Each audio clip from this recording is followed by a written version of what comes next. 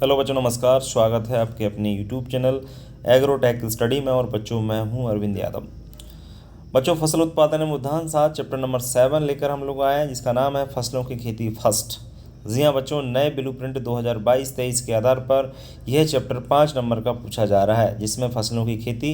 इसमें आपकी पता है आपको कि बच्चों फसल की खेती आने हैं, जिसमें हम धान की फसल, मूंग की फसल, उड़द, सोयाबीन तथा अरहर 5 फसलें हैं, जिसमें आपके एग्ज़ाम में 5 नंबर की एक फसल पूछी जाने हैं। तो उसी के आधार पर पूरा वीडियो है, अच्छी प्रकार से वीडियो को देखें। और यदि आप कंप्लीट वीडियो देख लेते हैं तो आपके 5 नंबर आपके एग्ज़ाम में मिल जाएंगे आपको। चाहे बोर्ड का एग्ज़ाम हो, त्रैमासिक परीक्षा अभी चल रही है जैसे आपकी, तो उसमें भी ये मिलना है 100%, क्योंकि 10 चैप्टर तक 50% सिलेबस त्रैमासिक परीक्षा में पूछा जा रहा है। तो 7वां चैप्टर है, आप लोग आइडिया लगा सकते हैं। मेरी कोशिश है कि आज आपको जो है पूरा चैप्टर अच्छी प्रकार से समझाया जाए और अच्छी प्रकार से आप इसको पढ़ सकें। ठीक है, तो ज़्यादा समय ना ख़राब करते हुए इस वीडियो की हम लोग शुरुआत करेंगे। उससे पहले बताना चाहूँगा, यदि आप हमारे चैनल पर नए हैं तो चैनल को सब्सक्राइब कीजिएगा और बेल आइकन को दबाना बिल्कुल ना भूलें। ठीक है, और अपने दोस्तों को शेयर कीजिए। ज़्यादा से ज़्यादा एमपी के छात्रों को हमारे यूट्यूब चैनल से जोड़ लीजिएगा। जो भी 12th एग्रीकल्चर के छात्र हैं वो कहीं बड़े इंस्टीट्यूट में नहीं पढ़ सकते हैं, कहीं अच्छी कोचिंग नहीं जा सकते हैं, तो वह हमारे यूट्यूब से बिल्कुल free of cost 12th agriculture की कंप्लीट तैयारी कर सकते हैं। दूसरी बात बताना चाहूँगा बच्चों मैं आपको कि अपनी तैयारी बरकरार रखिएगा और अच्छी प्रकार से जो है मेहनत करते चलिएगा, कहीं भी किसी को कोई समस्या नहीं आएगी। ठीक है, चलिए तो इस वीडियो की हम लोग शुरुआत कर लेते हैं। देखिए, तो समझिएगा आप बच्चों इसको। धान की खेती का वर्णन निम्न बिंदुओं के आधार पर कीजिए। तो निम्न बिंदु देख लीजिए। सबसे पहले वानस्पतिक नाम एवं कुल, उत्पत्ति स्थान, जलवायु, भूमि एवं भूमि की तैयारी, उन्नतशील किस्में, खाद एवं उर्वरक, बीज दर, बुवाई का समय, सिंचाई, कीट एवं रोग, उपज और आर्थिक महत्व। यानी 12 पॉइंट हमने लिए हैं बच्चों। और इसमें एक चीज़ और क्लियर कर देता हूँ, ये 12 के 12 पॉइंट एग्जाम में नहीं पूछे जाते हैं। एग्ज़ाम में पूछे जाएंगे कितने पॉइंट? 5 नंबर का है तो 5 पॉइंट। इनमें से कोई सी भी, जैसे ये 12 दे रहे हैं ना, 12 में से 5 कोई से भी पॉइंट आपको जो है एग्ज़ाम में मिल जाएंगे। ठीक है ना, तो इसलिए आप लोग ध्यान दें कि आपको 12 ही पॉइंट अच्छी प्रकार से पढ़ना है। पता नहीं कौन से पॉइंट आपकी जो एग्ज़ाम में पूछ लें। ठीक है ना, और इसकी मैं आपको पूरा ट्रिक बता दूंगा। आप अगर फसलों की ट्रिक है मेरे पास, बहुत बेहतरीन ट्रिक है। अगर आप पढ़ोगे तो आपको समझ में भी आ जाएगा कि क्या हो सकती है ट्रिक। तो कंप्लीटली देखिए, बहुत अच्छा आपका चैप्टर है, बस समझने की इसकी आवश्यकता है। 5 नंबर पक्के आपके हो जाते हैं। ठीक है, चलिए तो शुरुआत कर लेते हैं बच्चों। सबसे पहले वानस्पतिक नाम। तो वानस्पतिक नाम क्या होता है आपको पता होगा। धान का बोटनिकल नेम ओराइजा सटाइवा होता है। एक बात आपको याद रखना है, इसके नीचे अंडरलाइन करना ना भूलें। बोटनिकल नेम के नीचे हमेशा अंडरलाइन होना ज़रूरी है। आप पूछोगे क्यों सर? इसलिए क्योंकि जो बॉटनिकल नेम होता है ना, ये हमेशा आपकी जो लैंग्वेज है वो तिरछे लिखे जाते हैं। आपने देखा होगा बॉटनिकल नेम जहाँ भी लिखे होंगे तिरछे लिखे होंगे, तो वो लैंग्वेज हिंदी नहीं होती, इंग्लिश भी नहीं होती है। तो इसलिए इसके नीचे अंडरलाइन करना आती है, क्योंकि तिरछे तो हम लिख नहीं सकते हिंदी में, इसलिए इनके नीचे अंडरलाइन किया जाता है। अलग अलग अंडरलाइन जरूर करें आप लोग। ठीक है, इस बात का विशेष याद रखना है आपको परीक्षा देते समय। कुल की बात करें तो धान का जो कुल होता है वो ग्रेमनी या पोएसी नया कुल है और ग्रेमनी पुराना कुल है। ठीक है ना, इसके नीचे अंडरलाइन करें नहीं करें कोई दिक्कत वाली बात नहीं है, लेकिन याद जरूर लिखना है कि जो भी अनाज वाली फसलें होती हैं उनका सभी का जो कुल होता है बेटा वो ग्रेमनी या पोएसी होती है। पोएसी ये नया नाम आया है अभी 10-15 साल से, तो याद रखें पोएसी भी आपका ये जो भी धान फसल है इसका कुल है। ठीक है ना, तो दोनों याद रखना है आपको। उत्पत्ति स्थान की हम लोग बात करें तो धान का उत्पत्ति स्थान इंडिया या दक्षिण पश्चिम एशिया माना जाता है। इंडिया या दक्षिण पश्चिम एशिया या इंडो बर्मा भी बोलते हैं बहुत सारे लोग। तो ध्यान रखें, धान का जो उत्पत्ति स्थान है इंडो बर्मा, इंडिया, दक्षिण पश्चिम, आप जो भी लिख के आओगे, ये 3 में से आप कुछ भी लिख के आओगे ना, एक तो आपका सही माना जाएगा, गलत नहीं माना जाएगा। क्योंकि अलग अलग साइंटिस्टों ने उत्पत्ति स्थानों के बारे में अलग अलग राय अपनी व्यक्त की है। तो इस बात से निष्फिक्र हो जाइए। यदि आप तीनों में आपको नाम बता रहा हूँ, इंडिया, इंडो बर्मा, दक्षिण पश्चिम एशिया, तो इनमें से आप कुछ भी लिख आते हैं एग्जाम में, एक पूरा तीनों लिखने की आवश्यकता नहीं है, एक यदि आप लोग लिख आते हो तो आपका नंबर कोई नहीं काट सकता है। ठीक है, तो ये बात हो गई आपकी उत्पत्ति स्थान की। अब बात बढ़ेंगे हम लोग जलवायु की बात करेंगे आगे। चलो चलते हैं आगे। चलो पहले हम भूमि की बात करें, फिर जलवायु बाद में आ जाएगी, कोई बात नहीं, आगे पीछे होता रहेगा। पहले भूमि देख लीजिए। तो धान के लिए वैसे तो सभी प्रकार की भूमियों में उगाया जा सकता है। धान की फसल को वैसे तो सभी प्रकार की भूमि में उगा सकते हैं, लेकिन अच्छे जीवांश पदार्थ वाली, मतलब जिसमें जीवांश पदार्थ ज़्यादा हो, चिकनी दोमट मिट्टी। कैसी मिट्टी? चिकनी दोमट मिट्टी जिसका पीएच मान 4 से 6 के मध्य हो, वह भूमि, वह मिट्टी सर्वोत्तम मानी जाती है। याद रखें बच्चों, धान की फसल के लिए वैसे तो सभी प्रकार की मिट्टी में उगा सकते हैं, लेकिन सबसे बेस्ट जो मिट्टी मानी जाती है वो अच्छे जीवांश पदार्थ वाली होना चाहिए, मतलब उसमें जीवों का अंश ज़्यादा, कार्बनिक पदार्थ की मात्रा ज़्यादा हो। और चिकनी दोमट, चिकनी दोमट इसलिए क्योंकि धान की फसल में अपन देखते हैं कि पानी भरा रहना चाहिए, होता है कि नहीं होता है ना। तो पानी भरा चिकनी मिट्टी होगी तो उसमें पानी भर रहेगा, समझ में आ रहा है ना। ऐसी दूसरी मिट्टी होती है तो पानी नीचे चला जाता है जनरली, लेकिन चिकनी दोमट मिट्टी क्या होती है, उसके रंध्र बंद हो जाते हैं, इस कारण से पानी नीचे नहीं जा पाता है। तो चिकनी दोमट मिट्टी सबसे बेस्ट मिट्टी मानी जाती है आपकी धान की फसल के लिए। पीएच मान विशेष याद रखें, धान की फसल एक ऐसी फसल है जिसके लिए पीएच अम्लीय चाहिए, मतलब अम्लीय भूमि में ये अच्छी प्रकार से हो सकती है। और आप अच्छी प्रकार से जानते हो अम्लीय मिट्टी क्या होती है, जिसका पीएच मान 7 से कम होता है, वह अम्लीय मिट्टी होती है ना। तो 4 से 6 पीएच के मध्य जिस मिट्टी का पीएच हो, वह मिट्टी सर्वोत्तम, वह भूमि सर्वोत्तम मानी जाती है धान की फसल के लिए। ठीक है ना, भूमि आपको समझ में आ गई होगी। भूमि की तैयारी भी यहीं कर लेते हैं। भूमि की तैयारी धान की बुवाई करने से पहले करेंगे। कैसे करेंगे देखिए, एक जुताई मिट्टी पलट हल से, एक जुताई आपको मिट्टी पलट हल से करना है, तथा 2 से 3 जुताइयाँ देसी हल से करके भूमि के ऊपर पाटा लगा दें और खेत को समतल बनाकर भुरभुरा बना लेना चाहिए। भुरभुरा लिखा नहीं है लेकिन मैं बता रहा हूँ आपको। तो ये भूमि की एक देखिए, जो भूमि की तैयारी है ना, सभी फसलों की सेम टू सेम होती है, लेकिन धान की बात कर रहे हैं यहाँ पे। धान में आपको जो मैं वर्ड बोल रहा हूँ उनको ध्यान रखना पड़ेगा। देखिए, धान की बुवाई 2-3 तरीके से की जाती है। धान की बहुत सारे लोग पौध लगा के करते हैं, सबसे बेस्ट मानी जाती है। पौध तैयार करके पानी भर के फिर उसमें पौध को लगाया जाता है खेत में, जनरली ऐसा ही होता है। लेकिन बिना पानी के सीधी बुवाई सीड्रिल द्वारा भी की जाती है ना, छिड़कवा विधि से भी करते हैं। तो बहुत सारे कई मेथड होते हैं धान की बुवाई करने के लिए, ठीक है ना। लेकिन जो भूमि की तैयारी की बात कर रहे हैं ना, इसमें कोई तो पानी भरने की बात नहीं कही गई है। सीधी बात क्या कही गई है कि मिट्टी पलट हल से जुताई कर लें और देसी हल से कर लें, फिर पाटा लगाकर भूमि को समतल बना लें, भुरभुरा बनाकर उसको जो भी है आप लोग समतल बना लीजिए पाटा लगा करके, ये बात कही गई है। तो ये जनरल आपकी भूमि की तैयारी है। आप किसी को डिकोड नहीं कर रहे हो कि आप पौध लगा के तैयारी करोगे तो फिर भैया उसमें तो पानी भरना पड़ेगा खेत में, फिर उसकी खेत में पटलिंग करनी पड़ती है, पौध तैयार करनी पड़ेगी, फिर उसको लगा, इस प्रकार की कोई बात नहीं कही गई है, ठीक है ना। यदि डायरेक्टली भूमि की तैयारी आपके एग्जाम में पूछ जाती है तो आपको इसी प्रकार से लिखना होगा। तो कंफ्यूज होने की आवश्यकता आपको नहीं है, इसलिए मैंने ये चीज़ यहीं पे क्लियर कर दी, ठीक है। अब बात करें हम लोग जलवायु की, तो धान की फसल खरीफ ऋतु की फसल है। जी हाँ, धान, ये चैप्टर ही पूरा खरीफ ऋतु का है, चाहे उड़द हो, चाहे सोयाबीन हो, अरहर हो या मूंग की फसल हो। फसलों की खेती फर्स्ट जो है ना, सभी खरीफ ऋतु की फसलें इसके अंतर्गत हम लोग अध्ययन करने वाले हैं। तो जलवायु की बात करें तो धान खरीफ ऋतु की फसल है। इसके लिए गर्म एवं नम जलवायु की आवश्यकता होती है।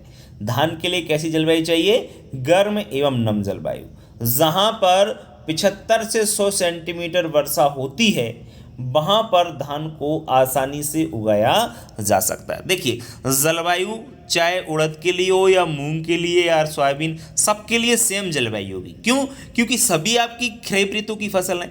जितनी भी खरीफ ऋतु की फसल हैं अपने जो भी चैप्टर में, हमारे सिलेबस में 5 फसल हैं, तो सभी के लिए जलवायु सेम है। समझ में आ रहा है कि नहीं आ रहा है? तो जलवायु यदि आपने ये धान की याद कर ली तो आगे आपको ना तो उड़द में याद करना है, ना मूंग में, ना किसी में नहीं।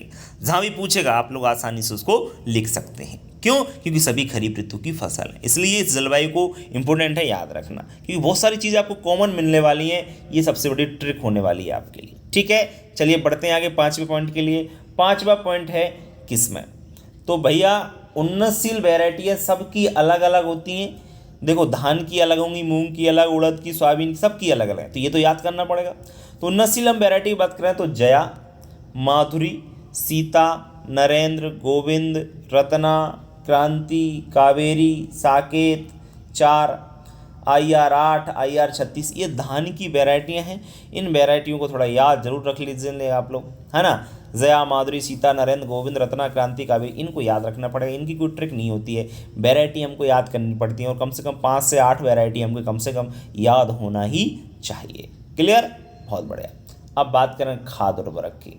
देखिए खाद उर्वरक की हम बात करें तो धान के लिए 200 क्विंटल गोबर की खाद की जगह हमारी खाद भी प्रयोग कर सकते हैं, या इसकी जगह हम लोग वर्मी कंपोस्ट भी प्रयोग कर सकते हैं, या कंपोस्ट खाद भी प्रयोग कर सकते हैं। खाद वाला आपने चैप्टर पढ़ा है अच्छी प्रकार से, तो आपको जानकारी होगी कि खाद कैसे कैसे बनती है, क्या क्या होता है। तो 200 क्विंटल गोबर की खाद कब डालना है? बुवाई से 1 महीने पहले खेत में डाल दें। ठीक है, बुवाई से 1 महीने पहले खेत में डाल दें, और इसके लिए नाइट्रोजन 120 किलोग्राम, 60 किलोग्राम फास्फोरस और 60 किलोग्राम पोटास प्रति हेक्टेयर की दर से प्रयोग करना है। ठीक है ना। मात्रा याद रखना है NPK की, nitrogen 120 kg, 60 kg phosphorus, 60 kg potash 1 hectare में अपन को देना है। जिसमें देना तरीका क्या है देख लीजिए, जिसमें नाइट्रोजन की आधी मात्रा तथा फास्फोरस और पोटास की पूरी मात्रा कब देना है? खेत में बुवाई के समय, तथा ये इतने आपकी कब देना है? बुवाई के समय। देखो नाइट्रोजन की आधी मात्रा, फास्फोरस पोटास की पूरी मात्रा कब दे दो आप? बुवाई के समय। अब शेष जो आधी नाइट्रोजन बच रही है आपकी, वो शेष नाइट्रोजन की मात्रा को 2 से 3 बार में छिड़क करके खड़ी फसल में दे देना चाहिए। तो ये होता है खाद एवं उर्वरक। समझ में आ गया कि नहीं आया? एक बार और बता देता हूं कि धान के लिए वैसे 200 क्विंटल गोबर की खाद बुवाई से 1 महीने पहले आपको डालना है खेत में। Nitrogen 120 kilogram, phosphorus potash 60 kilogram, दोनों की मात्रा देने का तरीका याद रखें, जिसमें अपन को नाइट्रोजन की आधी मात्रा और फास्फोरस पोटास की पूरी मात्रा आपको कब देना है? जब हम धान की बुवाई कर रहे हैं तब। अब शेष बची हुई जो नाइट्रोजन है ना, उसको 2 से 3 बार में खेत में आपको खड़ी फसल में छिड़क करके दे देना है। क्लियर हुआ कि नहीं हुआ? खाद उर्वरक आपका क्लियर हो गया हुआ। बढ़ते हैं हम लोग आगे है बीज दर। तो भैया बीज दर जो होती है, सीड रेट, कितना बुवाई करना है, तो 3 तरीके से हम लोग जो है ना धान की बुवाई करते हैं। सबसे पहले हम छिड़कवा विधि की बात करें। छिड़कवा विधि में 120 से 150 किलोग्राम बीज चाहिए आपको पर हेक्टेयर, मतलब 1 हेक्टेयर बराबर कितना बीघा? 4 बीघा में छिड़क कर अगर हम लोग बुवाई करें। सीड ड्रिल विधि से 100 से 120 किलोग्राम आपको बीज चाहिए। और रोपाई यानी ट्रांसप्लांटिंग मेथड होता है, नर्सरी तैयार करते हैं, पौध तैयार करते हैं, तो उसमें हमको 30 से 40 किलोग्राम बीज पर हेक्टेयर के हिसाब से चाहिए। तो तीनों में अलग अलग सीड रेट है, याद रखिएगा आप लोग। अब आप कहोगे सर अलग अलग क्यों है? तो आप जानते हैं छिड़कवा विधि में ज़्यादा बीज लग जाता है, बहुत सारे बीज जो है ना उनका अंकुरण नहीं होता, इसलिए बीज की मात्रा ज़्यादा रखते हैं। सीड ड्रिल के द्वारा इतनी रखते हैं 100 से 120 ग्राम, क्योंकि सही जगह पर पड़ता है तो ज़्यादातर आपका क्या होता है, उगने के चांस रहते हैं। रोपाई विधि में क्या होता है कि रोपाई विधि में बीज की मात्रा कम, क्योंकि पहले क्या तैयार करते हैं, नर्सरी तैयार करते हैं, इसलिए। ठीक है, तो बीज दर क्लियर हुई। बुआई का समय देख लीजिए 15 जून से 15 जुलाई। देखिए कोई भी खरीफ ऋतु की फसल हो, चाहे उड़द हो, मूंग हो, अरहर हो, सोयाबीन हो या धान हो, सभी की बुवाई का समय एक ही है, 15 जून से 15 जुलाई। क्योंकि हमारे उत्तर भारत में, हम जहाँ पर रहते हैं, मध्य भारत में रहते हैं जनरली हम लोग, तो मध्य प्रदेश में या उत्तर भारत की बात करें तो वहाँ पर जो बुवाई का समय है धान का, वो खरीफ ऋतु की फसल में बोते हैं हम तो धान को। हम तो रबी और उसमें बोते ही नहीं, कि दक्षिण वाले लोग तो दो दक्षिण वाले लोग हैं, दक्षिण भारत में तो आपको पता है धान की बुवाई तीनों ही सीजन में कर लेते हैं, तो उनसे हमें लेना देना नहीं है। हमें यहाँ पर बात करनी है जो भी खरीफ ऋतु की फसल है उसकी बुवाई का समय हमेशा ट्रिक याद रखिए 15 जून से 15 जुलाई, बात खत्म। बीज उपचार की बात कर लेते हैं। सीड ट्रीटमेंट किस प्रकार से किया जाता है, देखिए आप लोग। सीड ट्रीटमेंट की जब हम बात करते हैं बच्चों बीज उपचार की, तो धान के बीजों को उपचारित करने के लिए कैप्टान या थायराम, देखिए बीज उपचार सभी में सेम होगा। देखिए वहाँ पर वो दाल वाली फसलें हैं, 4 दाल वाली हैं, सिर्फ धान की फसल जो है अनाज वाली फसल है। अपन देख रहे हैं कि उड़द, मूंग, सोयाबीन और अरहर, चारों फसलें आपकी क्या हैं, वहाँ पर आपकी कैसे होने वाली है, दलहनी फसल होने वाली है। सिर्फ धान की फसल आपकी अनाज वाली फसल है, तो इसका थोड़ा सा अंतर आ रहा है। बाकी मूंग उड़द में आपको 0% भी अंतर नहीं मिलने वाला, बस बहुत ना के बराबर अंतर मिलेगा। आप कहोगे वाह सर, मतलब मज़ा आ जाएगा आपको वो दोनों आपको वो फसलें पढ़, एक फसल पढ़ लेना मूंग की फसल, ना तो उड़द की पढ़ने की जरूरत, ना अरहर की, ना सोयाबीन, क्योंकि सेम है। पूरा तरीका बता दूंगा मैं आपको बस इसी वीडियो में, देखते चलिए बस आप लोग आगे। देखो, कैप्टन या थायराम फफूंदनाशी दवा का प्रयोग करते हैं बीजों को उपचारित करने के लिए। दवाओं का नाम याद रखें, और बीजों को उपचारित करने के लिए 2 से 3 ग्राम दवा लेना है। कितनी दवा? 2 से 3 ग्राम दवा प्रति किलोग्राम बीज के हिसाब से उसको उपचारित कर लेते हैं। समझ में आया कि नहीं आया? बीज उपचार कैसे करते हैं? धान के बीजों को लो, दवा लेना है अपन को, कैप्टन थायराम फफूंदनाशी दवा फंगस को नाश करती हैं। कितनी दवा लेना है? 2 से 3 ग्राम दवा प्रति किलोग्राम बीज को, मतलब 1 किलो बीज लेना है, और उसके हिसाब से उसको उपचारित कर देते हैं। मान के चलिए किसी के पास 1 कुंटल अपन को करना है, तो मात्रा दवाई की मात्रा बढ़ जाएगी। समझ में आ रहा है कि नहीं आ रहा है? ठीक है, चलिए बहुत बढ़िया, समझ में आ रहा होगा। बढ़ते हैं हम लोग आगे नेक्स्ट क्वेश्चन की ओर। नेक्स्ट है आप क्वेश्चन, थोड़ी पॉइंट है सिंचाई। सिंचाई 10वां पॉइंट है, देख लीजिए सिंचाई कैसे। धान की फसल खरीफ ऋतु की फसल है, इसको सिंचाई की आवश्यकता नहीं होती। सही बात है, कोई भी खरीफ ऋतु की फसल हो उसके लिए सिंचाई की आवश्यकता नहीं होती। क्यों? क्योंकि खरीफ के सीजन में बारिश होती है। जब बारिश होती है सिंचाई की आवश्यकता क्यों होगी? नहीं होगी। कोई भी खरीफ ऋतु की फसल हो बेटा, उसके लिए सिंचाई की आवश्यकता नहीं होती है। लेकिन लंबा सूखा पड़ने पर आवश्यकता अनुसार सिंचाई कर देना चाहिए। लंबा सूखा मतलब आप लोग जानते हैं कि अगर पानी नहीं बरस रहा है तो फिर सिंचाई करनी पड़ेगी, चाहे बोरिंग से करो, चाहे कुआं से करो, या ट्यूबवेल से करो। ठीक है ना? तो वही बात है। तो सिंचाई सभी की सेम होगी, सब कॉमन पॉइंट होगा सिंचाई वाला, कहीं किसी को कोई समस्या नहीं आएगी। बस देखते चलिए आप लोग। बात करते हैं कीट की। तो कीट आपकी धान की फसल में तना छेदक लगता है, गंधी बग, आर्मी वार्म, दीमक। ये जो कीट लगते हैं ये धान की फसल पर ही अटैक करते हैं। अगर ये कीट लगते हैं तो आपको पता है तना छेदक नाम से ही पता चल रहा है, तने में छेद करके तने को नुकसान पहुंचाता है, डेड हट कर देता है। गंदी बग, आर्मी बॉम्ब ये रात में अटैक करता है। दीमक आप लोग जानते हैं, इसे सफ़ेद चींटी के नाम से जाना जाता है, और ये धान की फसल में सबसे ज़्यादा नुकसान पहुंचाने का कार्य करती है। तो ये जो कीट हैं इनका कंट्रोल करने के लिए नियंत्रण हम कैसे करेंगे? एक दवा आती है इंडोसल्फान 35 सीसी, या डीडीटी, या बीएससी पाउडर, या हेप्टाक्लोर पाउडर। इनमें से इस इंडोसल्फान, देखो वैसे ये जो दवा मैंने लिखी है ना, ये मार्केट में आपको एक भी दवा नहीं मिलने वाली। आप कहोगे सर ऐसा क्यों? ऐसा इसलिए कि जितनी भी दवाएं इन पर बैन लग चुका है, ये सब दवाएं बंद हो चुकी है। लेकिन अब क्या है, हम लोग क्या पढ़ रहे हैं, पुरानी चीज़ें पढ़ते चले आ रहे हैं, तो वही दवाएं चली आ रही हैं हमारे एग्रीकल्चर में, है ना? तो कन्फ्यूज़ होने की आवश्यकता नहीं है, परेशान होने की आवश्यकता नहीं है। क्यों? क्योंकि जो हमारी बुक्स में लिखा है वो हिसाब से हम लोग पढ़ रहे हैं। बाकी आजकल मार्केट में आपकी जो कीट मारने की दवा आती है वो पता नहीं कौन कौन सी दवा, 56 तरह की दवा मिल जाएंगी आपके मार्केट में, लेकिन बुक्स में आपकी यही दवा चल रही है अभी तक, क्योंकि बुक्स चल रही हैं 50 साल से, वही बुक्स चली आ रही हैं। ये प्रॉब्लम है। चलो, पर कोई बात नहीं, अपन को तो इन्हीं बातों का याद रखना है। इंडोसल्फान 35 सीसी या जो भी दवा है, मात्रा लो 1 से 1.5 लीटर मात्रा दवा की, 800 से 1000 लीटर पानी में उससे घोल लो, और प्रति हेक्टेयर मतलब 1 हेक्टेयर के हिसाब से उसको क्या कर दो, छिड़काव करना चाहिए। इन सभी कीटों का कंट्रोल हम एक ही तरीके से कर सकते हैं। समझ में आया कि नहीं आया? आप तो बस एक बात याद रखो, इस बात मैं बोल रहा हूँ उसको याद रख लो। इंडोसल्फान 35 सीसी 1 से 1.5 लीटर या 1.25 लीटर मात्रा 800 से 1000 लीटर पानी में घोल करके प्रति हेक्टेयर के हिसाब से छिड़काव कर देना चाहिए। धान के सभी कीटों का कंट्रोल हो जाएगा। बात करते हैं आगे रोगों की। देखिए, रोगों की हम बात करें, रोगों को डिटेल से पढ़ेंगे। रोग सबसे पहला है झुलसा, धान का झुलसा, इसको ब्लास्ट ऑफ राइस बोल भी बोला जाता है इंग्लिश में। तो यह रोग पायरिकोलेरिया ओराइजी कवक से होता है। एक फंगस होता है जिसका नाम है पायरिकोलेरिया ओराइजी, उस कवक के द्वारा फैलता है। इस रोग के कारण क्या होता है, धान की फसल झुलस कर नष्ट हो जाती है। ऐसा लगता है कि जैसे किसी ने उसमें आग लगा दी हो। समझ में आ रहा है कि नहीं आ रहा है? ये जो कवक होता है ना, ये पायरिकोलेरिया ओराइजी कवक है, इसके कारण ही धान में झुलसा रोग लगता है। और इस रोग के कारण क्या होता है, धान की फसल झुलस करके नष्ट हो जाती है, पूरी तरह से इसमें आग लग जाती है। दूसरा रोग है बच्चों ब्राउन स्पॉट, इसको भूरा धब्बा रोग कहा जाता है। यह रोग भी कवक के कारण फैलता है, कवक का नाम नहीं दे रखा। इसके कारण क्या होता है, धान की पत्तियों पर भूरे रंग के धब्बे पड़ जाते हैं। ठीक है, याद रखें आप लोग। और तीसरा रोग है बच्चों कंडुआ, धान का कंडुआ बोलते हैं इसको। और यह रोग धान में भी कवक के कारण ही तीनों रोग लग रहे हैं, आप लोग देख रहे हो। उस रोग के कारण धान की बालियों में काला चूर्ण बन जाता है, मतलब दाने की जगह, चावल की जगह क्या बन जाता है, काला चूर्ण बन जाता है धान के कंडुआरों में। इसको स्मट बोलते हैं वैसे कंडुआ को इंग्लिश में।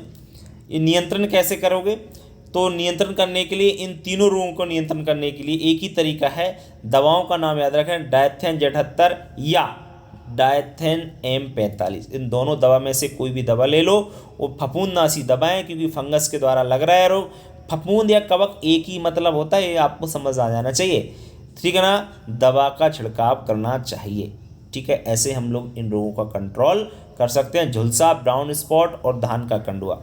चौथा रोग है बच्चों धान का खैरा रोग। इसको सब लोग जानते हैं, बड़ा इंपॉर्टेंट रोग है, कई जगह मिलता है कंपटीशन में। है रोग जिंक की कमी से लगता है धान की फसल में। लगता कब है इस रोग के कारण, नर्सरी अवस्था में धान की पत्तियां पीली पड़ जाती हैं। जी हाँ, ये नर्सरी जो अवस्था होती है, जब पौधा हम तैयार करते हैं तब ये अटैक करता है आपका रोग। और इसके कंट्रोल के लिए क्या करना है अपन को, 25 किलोग्राम प्रति हेक्टेयर के हिसाब से जिंक सल्फेट का उपयोग करना चाहिए। जिंक सल्फेट 25 किलोग्राम प्रति हेक्टेयर डाल दो तो ये आपका रोग खत्म हो जाएगा। इसके बाद है आपका उपज की बात करें तो 25 से 30 कुंटल पर हेक्टेयर आपकी उपज प्राप्त हो जाती है धान की। और यदि उन्नतशील जाति हम लोग बो रहे हैं तो 50 से 60 कुंटल पर हेक्टेयर उपज तक प्राप्त हो जाती है। तो ये उपज है, यील्ड है, इसको आप जरूर याद रखें, ठीक है। बात करें आगे आर्थिक महत्व की। आर्थिक महत्व देख लीजिए, बहुत सिंपल होता है। आर्थिक महत्व का मतलब होता है कि जो है चावल क्या काम आता है, धान की फसल क्या काम आती है। सब जानते हैं कि चावल का उपयोग भोजन के रूप में किया जाता है। इसमें कार्बोहाइड्रेट तथा विटामिन की मात्रा पाई जाती है। इसके पुआल का उपयोग पशुओं के लिए तथा कांच के बर्तनों को एक स्थान से दूसरे स्थान तक ले जाने में किया जाता है। बहुत सिंपल है, सब जानते हैं कि चावल होता है, खाने के रूप में प्रयोग करते हैं, कार्बोहाइड्रेट विटामिन इसमें पाए जाते हैं, है ना। पुआल जो होता है, पुआल जानते हो कि नहीं, अरे जो चारा टाइप का होता है, तो वो पशुओं को खिलाते हैं, या पशु नहीं खाते हैं तो उसका उपयोग कांच के बर्तनों को एक जगह दूसरी जगह ले जाते हैं, तो उसमें रख देते हैं कि कांच के बर्तन ना फूटे, है ना। उसमें भी इसका उपयोग किया था। तो ये धान की फसल थी, कंप्लीटली धान की फसल आपने समझ ली, पढ़ ली, कहीं किसी को कोई समस्या नहीं आ रही होगी, है ना। अगर वीडियो समझ में नहीं आता तो एक बार और देखिए, तब तो आपको पूरे तरीके से क्लियर हो जाएगा। अब इसमें मैंने कहा है कि मैं मूंग की फसल भी पढ़ा रहा हूँ, तो मूंग की फसल भी पढ़ाऊँगा, उड़द की फसल भी इसी वीडियो में क्लियर कर देता हूँ। देखिए, चलिए चलते हैं हम लोग मूंग की फसल की ओर। नंबर देख लो, हमारा नंबर ये व्हाट्सअप नंबर भी है, आपका ग्रुप नंबर भी है, ठीक है। चलिए मूंग की खेती भी देख लीजिए। अब प्रश्न नंबर 1 डाला, चलो कोई बात नहीं, 1 2 कोई जो भी दूसरा है। वैसे तो मूंग की खेती का वर्णन निम्न बिंदुओं के आधार पर कीजिए। देखो पॉइंट वही के वही सेम है। वानस्पतिक नाम एवं कुल, उत्पत्ति स्थान, जलवायु, भूमि एवं भूमि की तैयारी, उन्नतशील किस्में, खाद एवं उर्वरक, बीज दर, बुआई का समय, बीज उपचार, सिंचाई, कीट एवं रोग, उपज और आर्थिक महत्व। वही 12-13 पॉइंट हैं आपके, सेम टू सेम, कोई दिक्कत वाली बात नहीं है। और एक बात आपको जो है याद रखना है, वो कौन सी बात है, मैं आपको बार बार कह रहा हूँ कि सभी पॉइंट्स नहीं पूछे जाएंगे। 5 पॉइंट्स आपके पूछे जाते हैं और 5 पॉइंट्स आपके इम्पोर्टेंट है, ध्यान दें आप लोग, ठीक है। चलिए, तो वानस्पतिक नाम मूंग का क्या होता है, बिगना रेडिएटा। अंडरलाइन का विशेष याद रखना है बॉटनिकल नेम में, जहाँ भी पूछा जाए बॉटनिकल नेम अंडरलाइन करिए आप एग्जाम में। कुल है इसका लेग्यूमिनेसी, ये क्योंकि दलहनी फसल है तो सभी दलहनी फसल का जो कुल होता है वो लेग्यूमिनेसी होता है। और उपकुल भी याद रखिएगा पेप्लियोनेसी होता है, ठीक है ना। कुल और उपकुल दोनों बता रहा हूँ, दलहनी फसलों के लेग्यूमिनेसी कुल है और उपकुल पेप्लियोनेसी। उत्पत्ति स्थान की बात करें तो मूंग का जो उत्पत्ति स्थान है वो है भारत। कहाँ पर है, भारत, ठीक है ना। तो वानस्पतिक नाम हो गया, कुल हो गया, उपकुल भी हो गया, उत्पत्ति स्थान हो गया। चीज़ें क्लियर हुई कि नहीं हुई, बहुत बढ़िया। चलिए बढ़ते हैं आगे, नेक्स्ट। इसके बाद आती है भूमि। धान में पढ़ लिया होगा, धान पढ़ ली ना, इसमें दिक्कत नहीं आएगी आपको। मूंग के लिए वैसे तो सभी प्रकार की भूमियों में उगाया जा सकता है, लेकिन अच्छे जीवांश पदार्थ वाली चिकनी दोमट मिट्टी जिसका पीएच मान इसका देखो, वहां पर धान में कितना था, 6 से 6.5, लेकिन इसका पीएच मान 7 से 7.5 के मध्य हो, वह मिट्टी इसके लिए सर्वोत्तम मानी जाती है, ठीक है ना। जलोढ़ दोमट, इसकी जगह चिकनी की जगह आप लोग इसको जलोढ़ दोमट कर लीजिए, थोड़ा ठीक लगेगा। जलोढ़ दोमट मिट्टी सबसे बेस्ट है मूंग की फसल के लिए।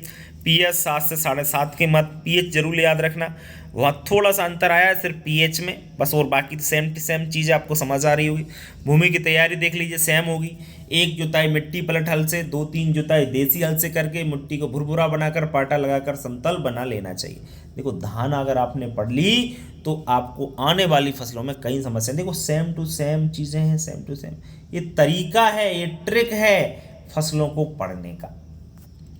बात करें जलवायु की तो वही सेम टू सेम देखिए आप लोग। मूंग खरीफ ऋतु की फसल है, इसके लिए गर्म एवं नम जलवायु की आवश्यकता होती है। धान में भी ये लाइन पड़ी थी, जहां पर 60 से 75 सेंटीमीटर वर्षा होती है वहां पर इसे आसानी से उगाया जा सकता है। इसके लिए वर्षा थोड़ी सी कम, क्योंकि मूंग के लिए ज़्यादा पानी नहीं चाहिए, इसलिए 60 से 75 सेंटीमीटर अगर वार्षिक वर्षा होती है वहाँ पर, तो वहाँ पर हम लोग मूंग की फसल को आसानी से उगा सकते हैं। आप बहुत सारी चीज़ें कॉमन देखेंगे। इसके बाद उन्नतशील जातियाँ भैया सबकी अलग अलग होती हैं, तो ये तो अलग ही पढ़नी पड़ेंगी। उन्नतशील जातियाँ देखिए, इसकी है मोहिनी, कोपरगांव, कृष्णा 11, पूसा बैसाखी, जवाहर 45, पंत मूंग 1, पंत मूंग 2, ये मूंग की आपकी वेराइटी हैं, ये याद करनी पड़ेंगी, इनका कोई तरीका नहीं होता। इसके बाद खाद उर्वरक देखिए, मात्राएं इधर उधर हो सकती हैं बस, बाकी तरीका वही। ये धान की जगह मूंग करना है आपको बस। मूंग के लिए 200 क्विंटल गोबर की खाद बुवाई से 1 महीने पहले खेत में डाल दें। धान में भी यही कर रहे थे। अब इसमें नाइट्रोजन 20 किलोग्राम, वहाँ पर तो नाइट्रोजन 120 ले रहे थे, सिर्फ यहाँ पे 20 किलोग्राम। क्यों 20 किलो इतनी क्यों घट गई 100 किलोग्राम? भैया इसलिए क्योंकि दलहनी फसलों में क्या होता है, दलहनी फसलों की जड़ों में गांठें पाई जाती हैं जिनमें राइजोबियम जीवाणु पाया जाता है, जो कि वायुमंडल से नाइट्रोजन नीचे स्थिरीकरण करता है। तो नाइट्रोजन तो वायुमंडल से आई जाती है, इसलिए इसमें नाइट्रोजन की मात्रा हम लोग कम देते हैं। समझ में आया कि नहीं आया? 30 किलोग्राम फास्फोरस और 30 किलोग्राम पोटास प्रति हेक्टेयर की दर से प्रयोग करते हैं। देने का तरीका वही है, नाइट्रोजन की आधी मात्रा, फास्फोरस पोटास की पूरी मात्रा बुवाई के समय, तथा शेष नाइट्रोजन की जो मात्रा है वो 2 से 3 बार में छिड़क करके खेत में दे देना चाहिए। आप देख रहे हैं खाद एवं उर्वरक का जो तरीका है बिल्कुल सेम टू सेम है। धान की जगह सिर्फ मूंग करना है, और मात्रा आपको याद रखें 120, 30 और 30। धान में क्या थी 120, 60, 60, मात्राएं अलग अलग है, बाकी तरीका देखिए सेम टू सेम। बीज दर बिल्कुल अलग है, याद रखें धान की जैसी बीज दर नहीं हो सकती इसमें। तो खरीफ ऋतु में आपको पता है अगर हम लोग मूंग की बुवाई करते हैं तो 12 से 15 किलोग्राम बीज चाहिए, और जायद सीजन में भी जनरली आपको पता है कि मूंग की फसल को जायद ऋतु में भी बहुत सारे लोग बोते हैं, तो वहाँ पर इसके लिए जो बीज चाहिए वो 15 से 20 किलोग्राम पर हेक्टेयर बीज चाहिए। बुवाई का समय सभी खरीफ ऋतु का वही है, 15 जून से 15 जुलाई। कॉमन पॉइंट है बीज उपचार देख लीजिए, इसमें मूंग के बीजों को उपचारित करने के लिए कैप्टन थायराम वही दवा चली आ रही है, फफूंदनाशी दवा का प्रयोग करते हैं, और बीजों को उपचारित करने के लिए 2-3 ग्राम दवा प्रति किलोग्राम बीज के साथ। सेम टू सेम धान देख रहे हो कि नहीं, हिसाब से करते हैं। तथा एक पॉइंट अलग से जोड़ा गया है, राइजोबियम कल्चर से भी उपचारित करना चाहिए। राइजोबियम कल्चर से इसलिए क्योंकि दलहनी फसलों को राइजोबियम कल्चर से उपचारित करना होता है।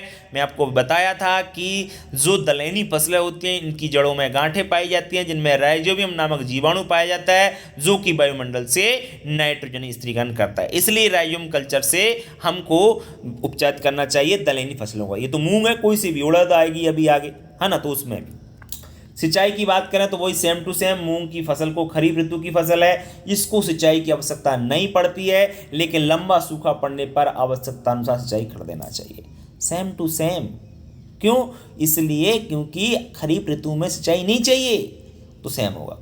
कीट बिल्कुल अलग अलग होंगे भैया। कीट तो इसमें लगता है फली छेदक, दीमक लगता है, सफ़ेद मक्खी, कंबल कीट, इससे सारे कीट जो है ना इसमें लगते हैं। कंट्रोल सेम होगा। इंडोसल्फान 35 सीसी डीडीटी या बीएससी जो भी दवा ले लीजिए, 1 से 1.5 लीटर मात्रा लेना है इन दवा की, 800 से 1000 लीटर पानी में घोलना है, और प्रति हेक्टेयर के हिसाब से आपको छिड़काव कर देना है। देख रहे हैं ना आप लोग, सेम टू सेम चल रहा है मामला, सेम। बस चीज़ें कुछ चीज़ें जो अलग है ना उनको याद रखिएगा। जैसे कीट हैं तो कीटों को थोड़ा याद रखिएगा, ऐसा नहीं कि धान की कीट इसमें घुसेड़ दें, ऐसा नहीं करना है भैया। मुँह में बहुत सिंपल है। देखो रोग बिल्कुल अलग होंगे, रोग तो देखिए आप लोग, रोग अलग होंगे भैया। पीला मोजिक लगता है इसमें, यह रोग मूंग में वायरस के कारण लगता है। किसके कारण लगता है? वायरस। ये सब मूंग में ही नहीं, उड़द में भी यही लगता है। देखो जितनी भी दाल वाली फसलें आएंगी ना, दाल वाली फसलों में आपको कोई समस्या नहीं आएगी, क्योंकि रोग कीट लगभग सेम होते हैं दाल वाली फसलों के। तो अपने तो सिलेबस में बढ़िया बात है कि मूंग, उड़द, अरहर, सोयाबीन चारों फसलें दाल वाली हैं। तो आपको मतलब एक फसल और पढ़ा दूँ फिर तो आप कहोगे कि सर अब पढ़ाओ मत, क्योंकि हम तो कर लेंगे। अब लोग कुछ चीज़ें जो अलग हैं बस वो याद करनी पड़ेंगी, 4-6 चीज़ें, बाकी सेम टू सेम है ना। चलिए, तो मूंग में ये वायरस के कारण होता है। इस रोग के कारण पौधे की पत्तियां पीली पड़ जाती हैं, जिससे क्या होता है, पौधों में फूल एवं फलियां नहीं बनती। और इस रोग फैलाने का कार्य करती है सफ़ेद मक्खी। सफ़ेद मक्खी इस रोग को एक जगह से जगह दूसरे जगह फैलाती है।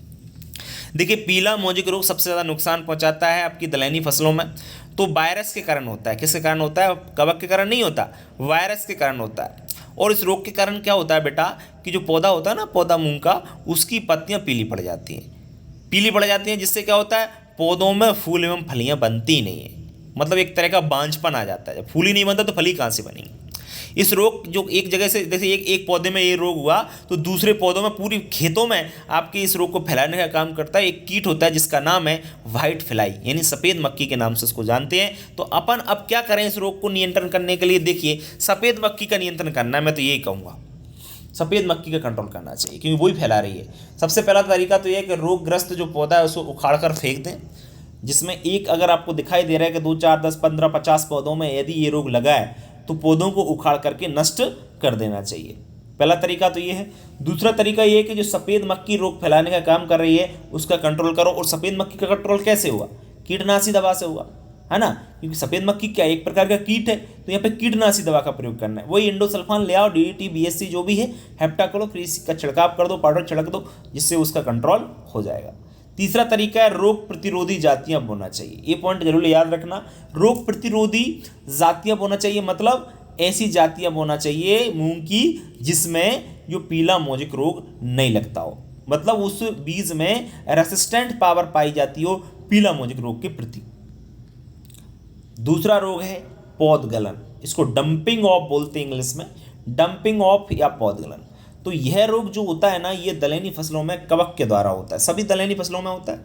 किसके द्वारा होता है? फंगस के द्वारा होता है। इसके कारण क्या होता है, पौधों की जो जड़ होती है ना वो गल जाती है। जब पौधे की जड़ गल जाती है तना गल जाएगा और पूरा का पूरा पौधा नष्ट हो जाता है।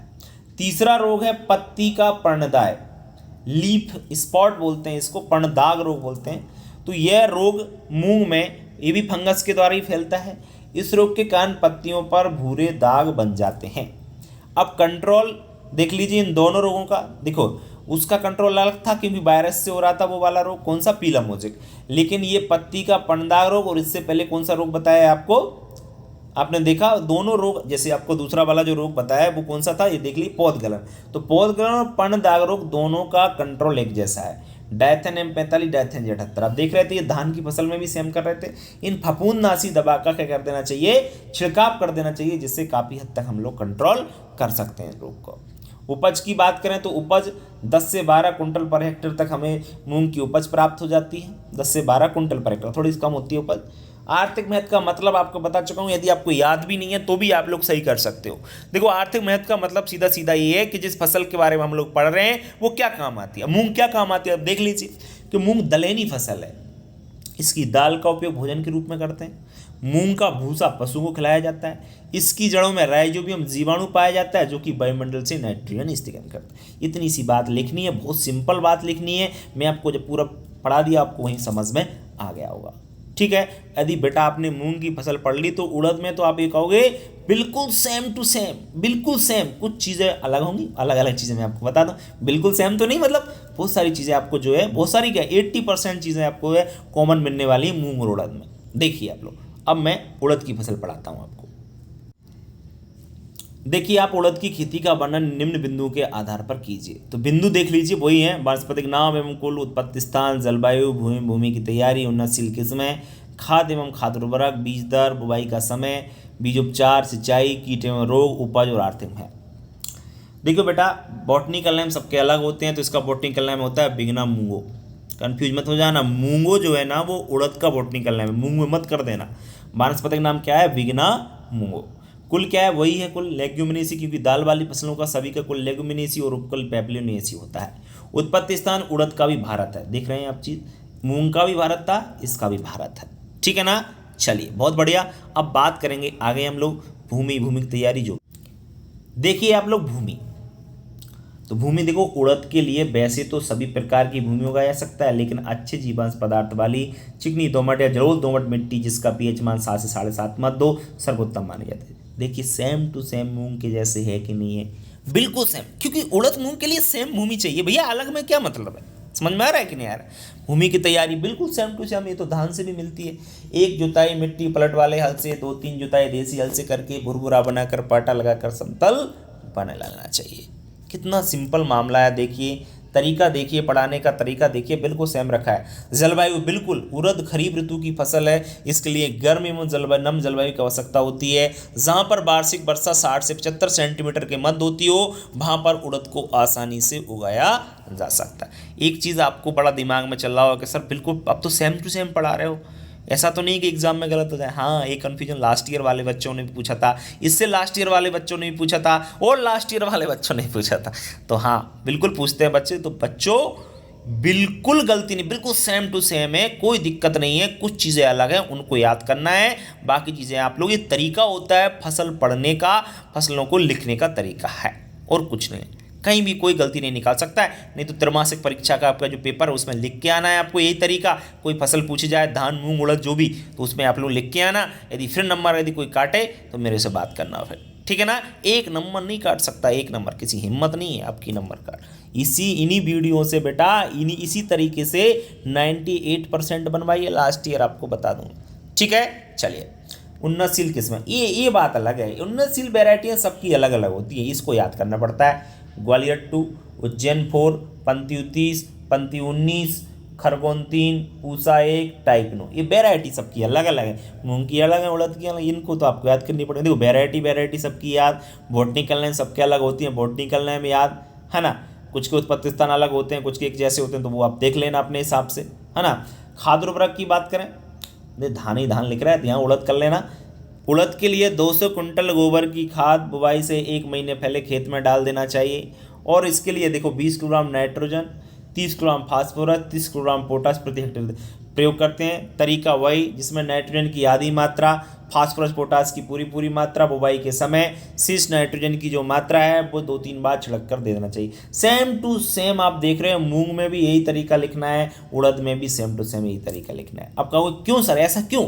ऐसा इसलिए क्योंकि उड़द मूंग या अरहर सोयाबीन में आपको यही तरीका, अरहर सोयाबीन भी अगर मैं अभी इसके बाद नहीं पढ़ाऊँ तो भी आप लोग उनको पढ़ाने की क्या आवश्यकता है। सिर्फ आपको क्या याद करना है, उनकी वेराइटी याद कर लेना अरहर मूंग की, उनका बॉटनिकल नेम अलग है, बाकी सभी सेम है यार।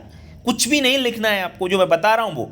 आर्थिक महत्व सबका अलग अलग होता है, तो उड़द मूंग सब दाल की फसलें, तो हम आर्थिक महत्व थोड़ा देख लेना। सोयाबीन का अलग मिलेगा आपको अकेला, सोयाबीन का इसलिए अलग मिलेगा क्योंकि सोयाबीन जो है तेल वाली भी फसल है, सिर्फ उसका आर्थिक महत्व आप अलग अलग देख लेना। बाकी आपकी उड़द मूंग और अरहर तो सेम टू सेम हो गई, ठीक है ना। धान मैंने पढ़ा ही दिया है तो दिक्कत आपको नहीं आएगा, इसलिए उड़द की फसल देख लो बस।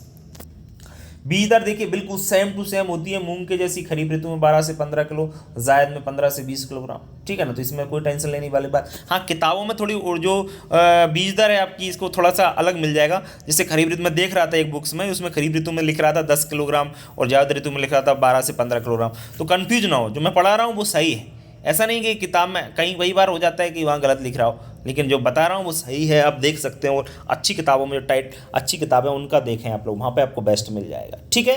तो ये है बुवाई का समय, वही देखो 15 जून से 15 जुलाई, इस पॉइंट में तो कहीं प्रॉब्लम आ ही नहीं रहा है, सभी में सेम चलेगा। बीज उपचार देख लो, उड़द के बीजों को उपचार करने के लिए कैप्टान थायराम, इन दवाओं को रट लो, कैप्टान थायराम फफूंदनाशी दवा से उपचार करते हैं। उपचार करने के लिए 2 से 3 ग्राम दवा प्रति किलोग्राम बीज के हिसाब से उपचार करते हैं, और इसे राइजोम कल्चर से भी उपचारित करते हैं। राइजोम कल्चर से क्यों करते हैं आप लोग अच्छी तरह जानते ही हैं कि राइजोम कल्चर से हम लोग इसलिए उपचारित करते हैं, क्योंकि राइजोबियम कल्चर दलहनी फसलों में प्रयोग किया जाता है, सिर्फ दलहनी में, धान में नहीं कर सकते। इसको समझ में आ रहा है ना, धान की फसल में पॉइंट मत लिखे आना, नहीं तो गलत हो जाएगा। क्लियर? चलिए बहुत बढ़िया। बात करते हैं सिंचाई की, तो सब सिंचाई वही, उड़द की फसल खरीफ ऋतु की फसल, इसको सिंचाई की आवश्यकता नहीं होती, लेकिन लंबा सूखा पड़ने पर अनुसार सिंचाई कर देना चाहिए। सही बात है, कोई भी खरीफ ऋतु की फसल है, क्योंकि बारिश होती है तो उस समय आपको सिंचाई करने की आवश्यकता नहीं होती है, लेकिन अगर मान के चलो पानी नहीं बरसा, सूखा पड़ गया, तो फिर सिंचाई करना पड़ेगा। कीट, वही कीट होंगे इसमें, मूंग जैसे कीट होंगे, फली छेदक, दीमक, सफ़ेद मक्खी, कंबल कीट, ठीक है, मूंग जैसे कीट हैं। तरीका वही नियंत्रण का, endosulfan 35 CC, DET, BSc, heptachlor जो भी ले लो, 1 से 1.25 लीटर मात्रा लो, 800 से 1 लीटर पानी में घोलो, घोल करके प्रति हेक्टेयर मतलब 1 हेक्टेयर के हिसाब से उसको छिड़काव कर दो और कंट्रोल हो जाएगा। रोग देख लो, बिल्कुल सेम टू सेम मूंग जैसे होंगे। पीला मोजिक उर्द में वायरस के कारण होता है, पौधे की पत्तियां पीली पड़ जाती हैं, फूल फलियां नहीं बनते हैं, रोग फैलाने के कारण सफ़ेद मक्खी, कंट्रोल बिल्कुल सेम टू सेम। रोगग्रस्त पौधों को उखाड़कर फेंक देना चाहिए, सफ़ेद मक्खी के कंट्रोल करना चाहिए, रोग प्रतिरोधी जातियां बोना चाहिए, ठीक है ना। दूसरा रोग देखिए पौध गलन है, रोग दलहनी फसलों में कवक द्वारा फैलता है और इससे क्या होता है, पौधे की जड़ गल जाती है। तीसरा रोग है पत्ती का पणदाग रोग है, रोग उर्द में कवक के कारण फैलता है, रोग के कारण पत्तियां भूरे दाग पड़ जाते हैं। वही डायथेन एम्पेथाइड, डायथेन 78 जो दवा फफूंदनाशी दवा है, इनका दवा का छिड़काव कर देना चाहिए। उपज 10 से 12 कुंटल प्रति हेक्टेयर उपज आपको प्रयोग करना चाहिए, ठीक है। उपज आपकी 10 से 12 कुंटल, इससे इतनी मूंग की हो रही थी लगभग। आर्थिक महत्व देख लो, दलहनी फसल है, इसकी दाल का उपयोग भोजन के रूप में किया जाता है। उड़द का भूसा पशुओं को खिलाया जाता है, इसकी जड़ों में राइजोम जीवाणु पाया जाता है जो कि वायुमंडल से नाइट्रोजन स्थगन करता है। अब आप कह रहे हो सर पूरा सेम टू सेम ही तो पढ़ा दिया, कुछ अलग तो बताया ही नहीं।